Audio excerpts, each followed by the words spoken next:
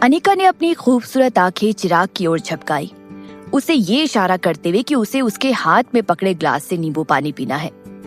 चिराग के चेहरे पर यह देखकर अपने आप मुस्कुराहट आ गई। अनिका की ओर देखते समय उसने अपने आसपास हो रही हरकतों की ओर ध्यान नहीं दिया। अपनी लाइफ के 28 साल बिताने के बाद उसे ऐसे माहौल की आदत हो गई थी और एक पल सोचने के बाद उसे समझ आ गया था कि अनिका जेलस फील कर रही थी। चिराग ने अपने होठों से अपना ग्लास हटा लिया और अपना हाथ आगे बढ़ाते हुए अनिका को नींबू पानी पिलाने लगा। अनिका का पूरा चेहरा शर्म से लाल हो गया था।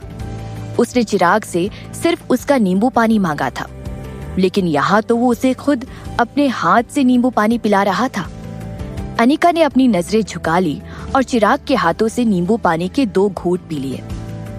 चिराग ने नींबू पानी का ग्लास अनिका के मुंह से वापस ले लिया और फिर उसे अपने होठों के पास लाकर खुद भी उसमें बचा हुआ नींबू पानी पी लिया। अनिका के नाजुक चेहरे पर जल्दी ही थोड़े शर्मीले लेकिन खुशी के एक्सप्रेशंस आ गए। उसने जब ऊपर नजर उठाई तो पाया कि वहां मौजूद सारी लड़कियां बड़ी निराशा के साथ अपने पैर पटक रही थी। उनमें से एक ने तो छ करके अनिका की ओर अपनी उदासी और गुस्सा भी दिखाया। अनिका ने उस लड़की की ओर अपनी नजरें घुमाई और उसे सरकास्टिक स्माइल देते हुए इग्नोर कर दिया। इस वाकये के बाद अनिका और चिराग अपना खाना खाने लगे। चिराग ने अनिका के सामने रखी खिचड़ी और मिर्ची के अचार की प्लेट को देखा। चावल की सिंपल खिचड़ी देखने में टेस्टी लग रही थी, लेकिन वो मिर्ची का अचार उतना ही तीखा और स्पाइसी, और अनिका एक एक निवाला करके उसे बड़े इंटरेस्ट के साथ खा रही थी। उसे तीखा भी लग रहा था, इसलिए वो अपने छोटे हाथ से हवा करते हुए खुद को बेहतर महसूस करवाने की कोशिश करने लगी, लेकिन फिर वापस उसी इंटरेस्ट के साथ अपने खाने में लग गई। उसे भूख भी तो बहुत लगी थी। उसने अपनी प्लेट का आधा खाना खत्म किया था, लेकिन उसकी नाक पर ऑलरेडी पसीने की एक हल्की सी परत जम गई थी। उसके होठ उसी मिर्च की तरह लाल हो गए थे।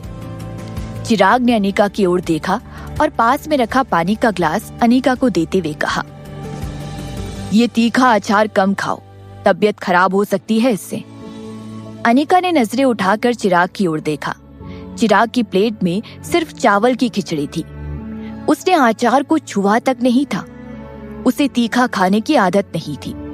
उसने अपने प्लेट में खिचड़ी के एक निवाले को अचार के साथ मिक्स किया और चिराग के मुंह तक ले जाकर उसने कहा, चावल की खिचड़ी को बिना किसी स्पाइसी चीज के खाना कितना बोरिंग होगा। देखो, तुम ट्राई करो और बताओ अच्छा लगता है या नहीं। चिराग अपने सामने उस निवाले को देखकर थोड़ा चिढ़ सा गया, लेकिन आखिर में उसने अपना मुंह खोला और वो निवाला खा गया। तुम्हें टेस्टी लगा? अनिका ने चिराग को देखते हुए कहा। चिराग ने अपना सर हिलाते हुए कहा, हाँ ठीक है। डिनर के बाद चिराग ने अपना कार्ड निकालते हुए ढाबे के मालिक को दिया। मैं कार्ड से पेमेंट करूंगा। लेकिन वो ढाबे का मालिक माफी मांगते हुए चिराग से कहने लगा, अब माफ कीजिएगा भैया, लेकिन ये हमारे पास वो मशीन नहीं है जिससे ये कार्ड चलता है। हम सिर्फ कैश लेते हैं। अनिका चिराग के बगल में खड़ी हुई थी, उसका हाथ पकड़े हुए। चिराग को बाहर जाते समय कैश रखने की आदत नहीं थी, इसलिए अनिका अपने वॉलेट में देखने लगी। उस समय अचानक से पता नहीं कहां से एक लड़की जबरदस्ती सामने आ गई। अनिका के कदम पीछे हट गए और वो लड़की आराम से जाकर चिराग के पास में खड़ी हो गई। उस लड़की ने कहा, हेलो, अब आपके पास पैसे नहीं है ना? 220 रुपए हुए हैं आपके, मैं दे देती हूँ। मान लेना मैंने खाना खिला दिया। उस लड़की ने अपने वॉलेट से 220 रुपए बाहर निकाले और ढाबे के मालिक के काउंटर पर रख दिए। चिराग की आंखों में कोई एक्सप्रेशंस नहीं थे। उसने उस लड़की की ओर देखा। उसके पतले होठ हिलने लगे। वो कुछ बोलना चाहता था, लेकिन इससे पहले कि वो कुछ बोल पाता, अनिका उसके सामने आ गई और वो इतने गुस्से में थी कि उसने अपने वॉलेट से 500 के 2 नोट निकाले और उस लड़की के चेहरे पर फेंक कर मार दिए। अनिका ने कहा, हमें खाना खिलाने की कोई जरूरत नहीं है। ये लो 1000 रुपए तुम्हारे लिए और बाकी बचे पैसे रख लेना। ये कहने के बाद अनिका ने चिराग का हाथ थाम लिया और उसे खींचते हुए बाहर ले गई। ओह गॉड, अनिका बहुत गुस्से में थी। आखिर चिराग को यहाँ इस छोटे से गांव में भी इतने चाहने वाले कैसे मिल गए? अनिका को अभी भी चिराग को ऐसी लड़कियों से बचाना पड़ रहा था।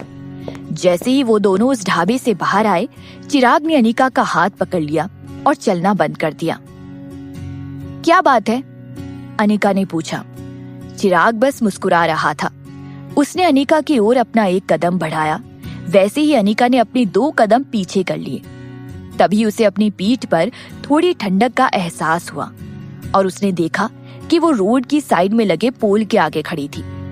चिराग ने अपना दायां हाथ उस पोल पर रख लिया और दूसरे से अनिका को अपनी बाहों में खींच लिया।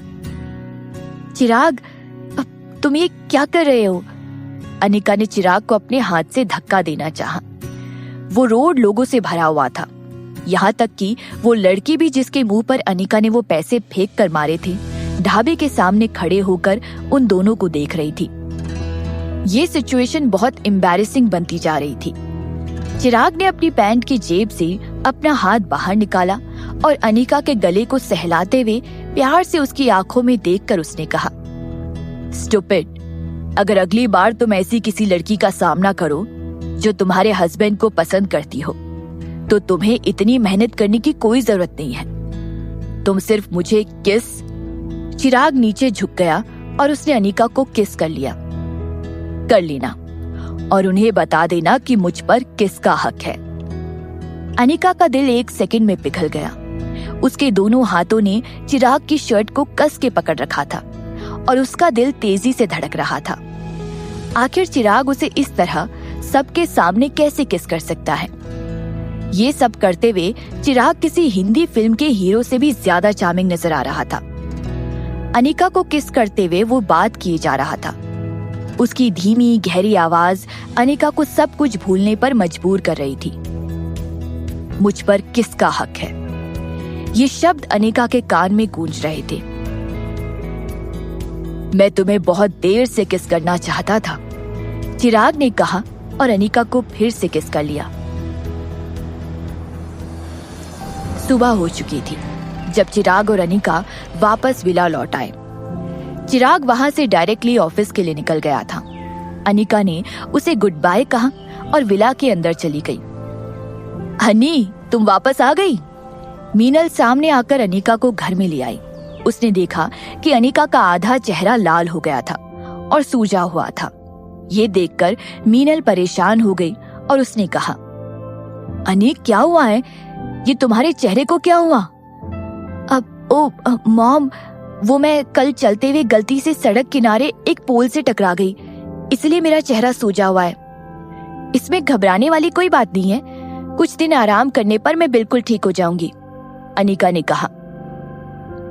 मीनल ने अनिका के चेहरे को देखा और कहा, तुम ध्यान से देखकर नहीं चल सकती हो। तुम्हें दर्द हो रहा है क्या बेटा? मैं इस पर मरहम लगा देती हूँ और तुम्हारे लिए हल्दी वाला दूध भी बना देती हूँ। मीनल फर्स्ट एड किट लेने के लिए कमरे में चली गई।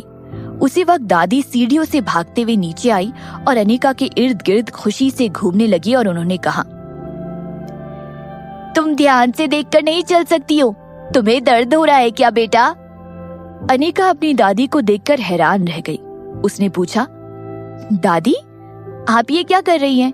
आप मॉम की नकल क्यों उतार रही हैं? मीनल वापस आ गई और उसने मुस्कुराते हुए जवाब दिया, तुम्हारी दादी किसी छोटे बच्चे की तरह है। पिछले कुछ दिनों से वो ऐसे ही लोगों के देखकर बोल रही है और वो इसमें माहिर है। हाँ, लोगों की नकल उतार कर बोलना। अनिका की आंखें अचानक चमक उठी और उसे देखकर ऐसा लग रहा था मानो उसकी जान में जान आ गई थी।